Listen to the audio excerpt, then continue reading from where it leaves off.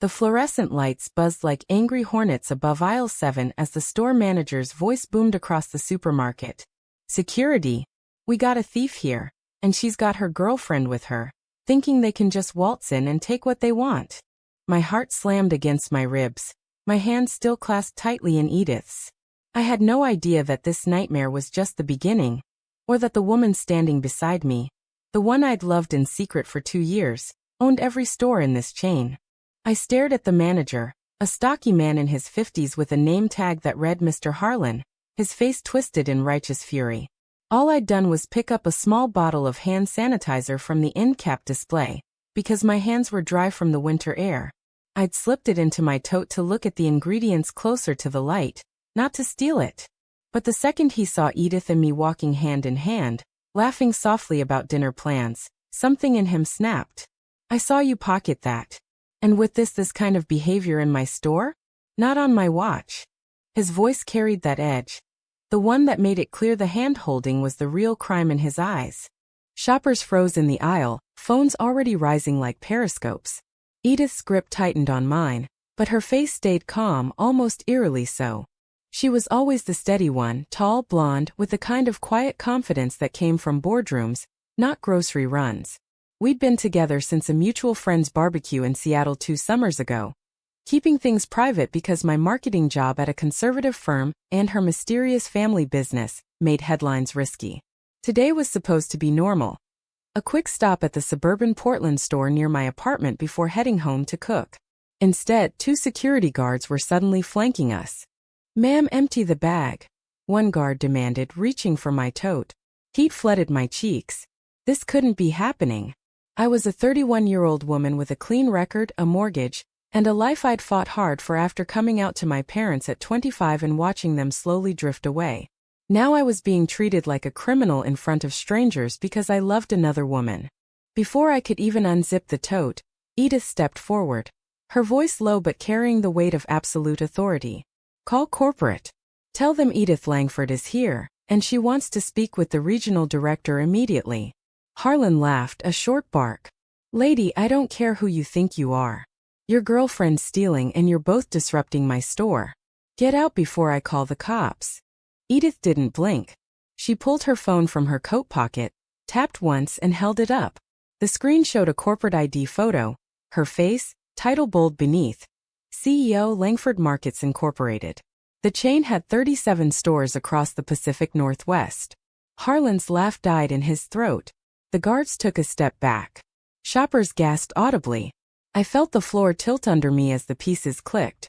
Edith had told me her family ran a retail operation. She'd never said she ran it. Never said the woman I fell asleep beside every night owned the very ground we stood on. You're the owner?" Harlan stammered, his face draining of color. Edith's smile was ice. "I am. And you just publicly humiliated my partner and threatened to involve law enforcement over a $3 bottle she never intended to steal. You're fired. Effective immediately. Security will escort you out." She turned to the guards. "Call HR. Have his access revoked within the hour. And someone find that video, because I know at least 3 people are recording right now." The aisle erupted. Phones lowered, but the damage was done. One teenager in a hoodie smirked and hit send on whatever clip he'd captured. I stood there, hand still in Edith's, the hand sanitizer bottle suddenly feeling like evidence in a murder trial. My mind raced. My boss at Pearson Lowell Marketing would see this. My conservative clients. My mother, who still sent birthday cards with passive-aggressive Bible verses. And Edith, the woman who'd just blown her carefully guarded privacy wide open for me. We left the store in silence, her driver waiting outside like he always did when she ditched the corporate car for normal days with me. Only now the normal was shattered. As the black SUV pulled away from the curb, my phone buzzed. A text from my coworker. "Harmony? Is that you in this video going viral? Call me." I opened the link. The clip was already at 10,000 views in under 15 minutes. Headline on a local gossip page. Supermarket CEO fires manager on spot after lesbian theft accusation. Watch the drama unfold. Edith reached over and squeezed my knee. "I'm sorry, Harmon. I should have told you sooner. But I never wanted this life to touch you." Her voice cracked just a little, the first sign that even she was rattled. I wanted to say it was okay, that love meant protecting each other no matter what. But as the city lights blurred past the window, I felt the first cold finger of dread slide down my spine. This wasn't just a firing. This was the start of a war, and I had no idea if our relationship would survive the battlefield. By the time we reached my apartment, the video had 500,000 views. Local news stations were already calling it the Portland Pride incident, even though neither of us had said a word about pride. Edith paced the living room, phone glued to her ear as she issued orders to her PR team. Kill the narrative. Frame it as employee misconduct, not personal. And get legal on the defamation angle. That manager implied theft based on nothing but bias. I sat on the couch, knees pulled to my chest, watching her transform from my soft-eyed girlfriend into the CO the world was about to meet. My own phone wouldn't stop. Texts from friends, shocked emojis, then the one from my boss. Harmony, we need to talk first thing tomorrow. This video is damaging to client perception. Pierce and Lowell represented family values brands, the kind that quietly dropped anyone who made the evening news for the wrong reasons. I'd been their top account manager for 3 years, the one who closed the big organic baby food deal last quarter. Now I was the lesbian in the viral video. My stomach churned. Edith finally hung up and sank beside me. It's going to get worse before it gets better. My board already knows. My mother called from the vineyard in Napa. She wants a family meeting next week. Says this lifestyle choice is hurting stock value. She laughed bitterly. Lifestyle choice. As if loving you is a hobby I picked up at yoga class. I reached for her hand, the same hand that had felt so safe in the store an hour ago. Now it trembled. What do we do? I whispered. I can quit my job. We can lay low. Or hung there. The terrifying option of going public, fighting every accusation, risking everything. She pulled me close, her perfume, that subtle citrus I loved, wrapping around me. We don't run. I didn't build a 37-store empire by hiding. But I won't force you into the spotlight, Harmon. Your career, your family, I know what it costs. For the first time since the store, tears pricked my eyes. I thought of my little sister's wedding next month, the one I was supposed to attend alone because bringing Edith would complicate things. I thought of the promotion I was up for, the one that would finally let me pay off my student loans. Every choice felt like choosing which part of my life to burn down. The next morning the story exploded nationally. Lesbian supermarket heiress fires manager in hand-holding theft spat, screamed one headline. Cable news ran the clip on loop. Comment sections filled with everything from support to vile slurs. My inbox overflowed with interview requests. Edith's legal team issued a statement. The termination was due to documented policy violations and inappropriate conduct toward customers. Ms. Langford's personal life is private. It only fueled the fire. By noon, protesters gathered outside the flagship Portland store. Some waving rainbow flags, others holding signs that read, "Traditional values only." At work, my boss didn't even let me sit down. "We're putting you on administrative leave, Harmony. Effective immediately. The partners feel your visibility is a liability right now." He couldn't even say the word lesbian.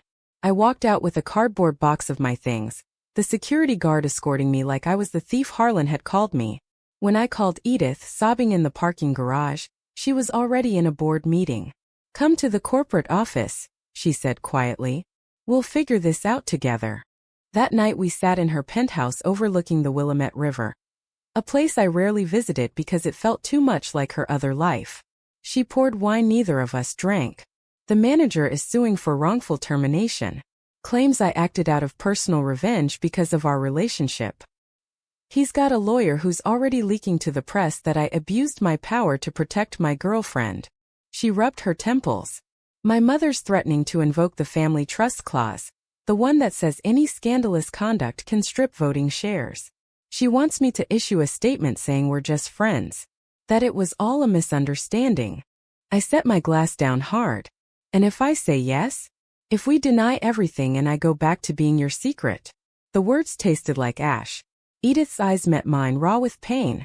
Then we survive. But I lose the woman I love every time I have to pretend. And you lose yourself too. The silence stretched, heavy with the weight of every future we might lose. Outside, the city lights twinkled like they always had, but nothing felt the same. One viral video had turned our quiet love into a national referendum, and the verdict was still coming in. The lawsuit papers arrived by courier 3 days later. Harlan versus Langford Markets. The complaint was 20 pages of carefully worded venom. Wrongful termination, defamation, emotional distress. He claimed I had distracted him with inappropriate public affection, causing him to misinterpret the sanitizer incident. Worse, his lawyer spun it as me using Edith's power to get him fired for calling out shoplifting. The media ate it up.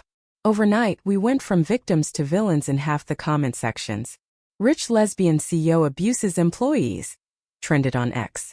My mother left a voicemail I couldn't bring myself to delete. Harmony. This is exactly what I warned you about. Come home. We can fix this quietly. Edith's family descended like a storm front.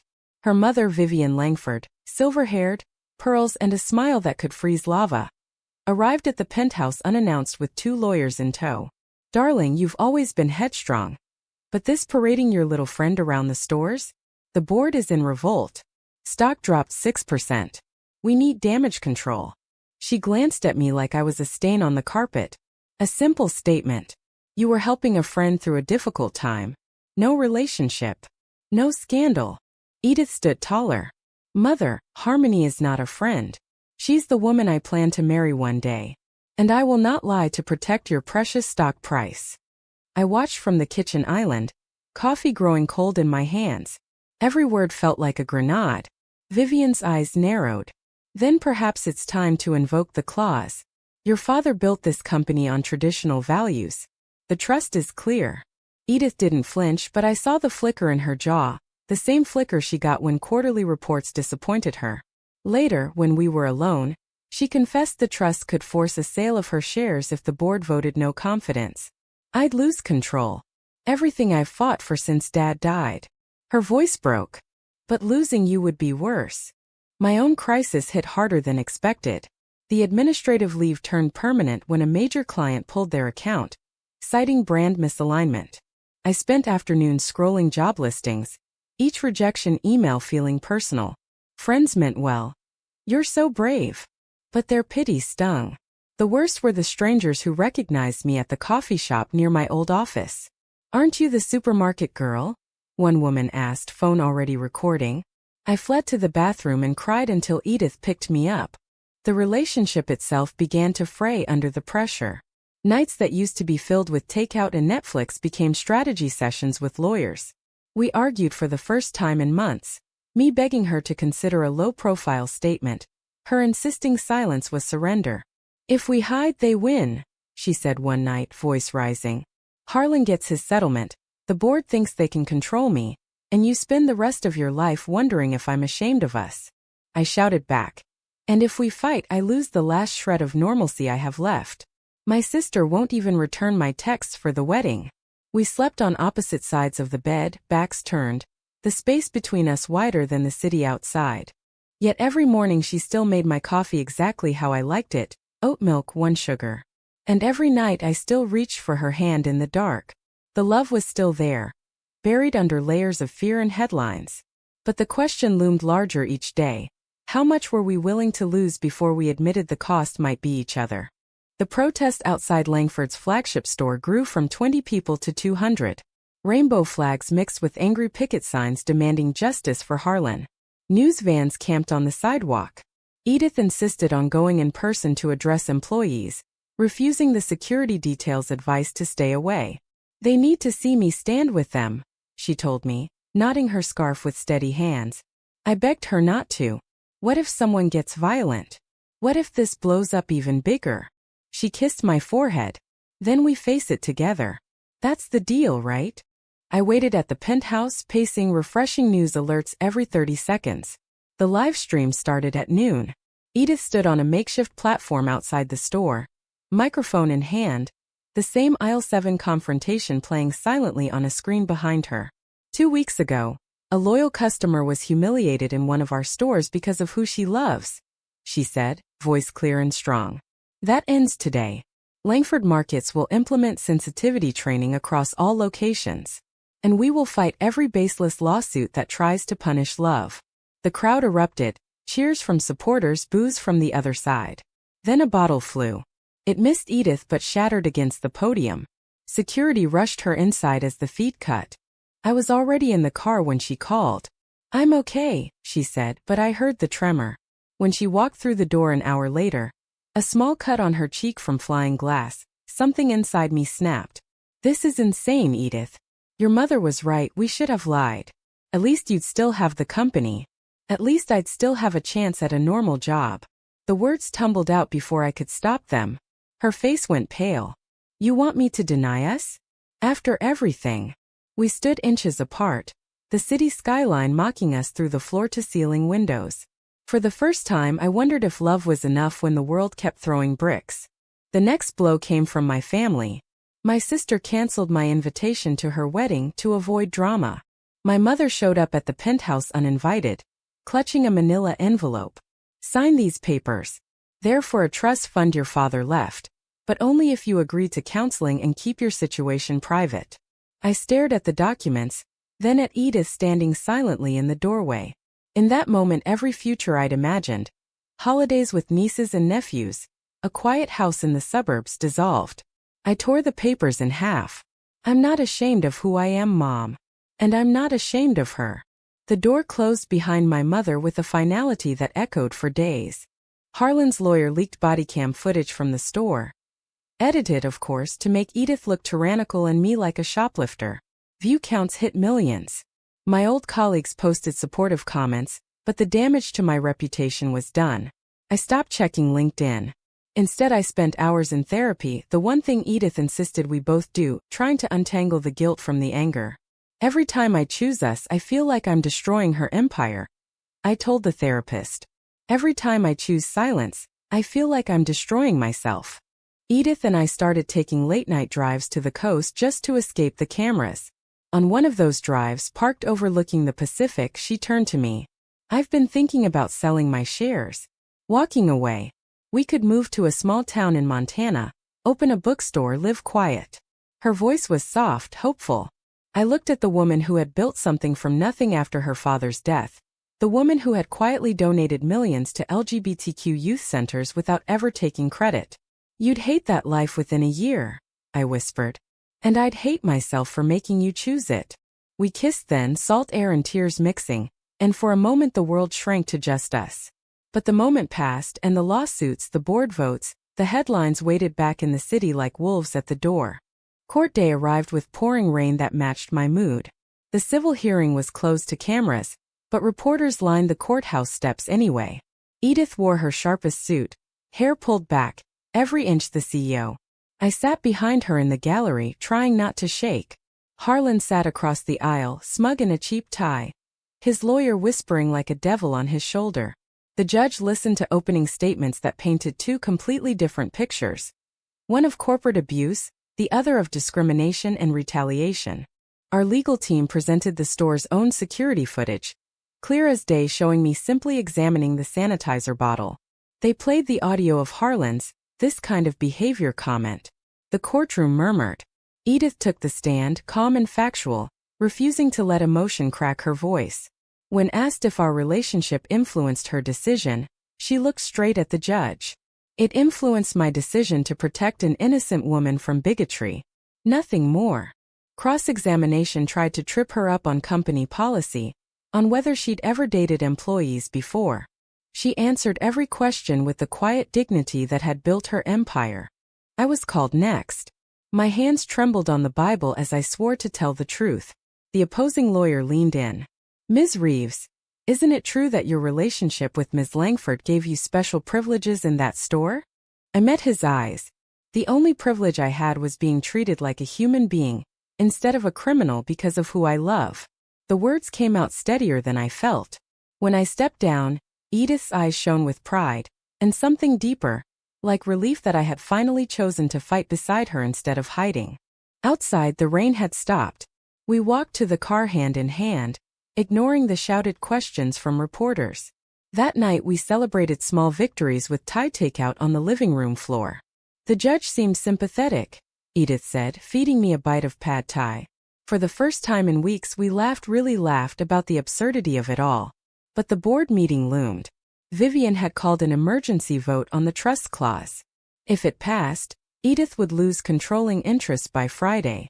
The night before the vote, we lay awake staring at the ceiling. "If I lose the company," she whispered, "I still have you. That's enough." I turned to her, tracing the line of her jaw in the dark. "But I don't want you to lose it because of me. Maybe we should issue that statement. Say it was a misunderstanding. Protect what you built." She was quiet so long I thought she'd fallen asleep. "Then no. I've spent my whole life protecting the company. It's time the company protected me. And you." In that moment I understood the depth of her love, and the terrifying courage it took to risk everything for it. The board vote was scheduled for 9 a.m. At 8:45 my phone rang. My sister. "I saw the hearing footage. You were incredible, Harmon. I'm sorry I bailed on the wedding thing. If you still want to come, bring Edith." Tears blurred my vision. Small cracks of light were appearing in the darkness. But the biggest battle was still ahead. The boardroom smelled of expensive leather and fear. 12 people sat around the long mahogany table, faces grim. Vivian presided at the head, her pearls gleaming like armor. Edith stood at the far end, projector remote in hand. I sat in the observer chair against the wall, heart hammering so hard I was sure everyone could hear it. The trust clause vote was first on the agenda. Edith didn't waste time. She clicked the remote and the screen filled with charts. Profit numbers since the scandal broke. Surprisingly, they were up. Public support from the LGBTQ community has driven a 15% sales increase in urban stores, she said. Boycotts from conservative groups fizzled within days. The lawsuit is likely to be dismissed next week, based on the judge's preliminary ruling. Murmurs rippled. Vivian's smile tightened. Those numbers are temporary. Reputation damage is permanent. Then Edith did something no one expected. She clicked again. A new slide appeared, a proposal. "I'm offering to restructure. Langford Markets will become Langford Holdings with a dedicated diversity and inclusion division. I will remain CEO, but with a board seat reserved for an LGBTQ executive. And we will settle the lawsuit, not because we're guilty, but because fighting it further harms employees and customers." She looked straight at her mother. This company was built on family values, the real ones. Honesty, courage, protecting the people who matter. If you vote to remove me today, you vote against everything Dad stood for. The room fell silent. One by one, board members voted. When it reached Vivian, she stared at her daughter for a long moment, then slowly raised her hand. Abstain. The final tally, 8-4 against removal. Edith kept her company. The collective exhale was audible. Outside the boardroom I waited. When the doors opened, Edith walked straight into my arms, burying her face in my neck. "We did it," she whispered. "We actually did it." Tears soaked my collar, hers and mine. Later that afternoon, the judge dismissed Harlan's suit with prejudice, citing clear evidence of bias. The news cycle moved on within days, chasing some new scandal. Our story became a footnote, then a quiet victory. 6 months later we stood in the same park from that first viral video's aftermath, now holding hands openly under cherry blossoms. Edith slipped a simple ring onto my finger. Nothing flashy, just a thin band engraved with our initials and the date of the store incident. "For the woman who taught me that courage looks different every day," she said. I kissed her, tasting salt and hope. My new job at a progressive agency was thriving. Her mother still sent stiff holiday cards, but she'd stopped the threats. The world hadn't changed overnight, but our corner of it had grown stronger. We still face stares sometimes. We still argue about how public to be. But every night we choose each other again. Not because it's easy, but because the alternative costs more than either of us is willing to pay. Was it worth risking an empire, careers, and family for the simple right to hold your girlfriend's hand in public? True or false?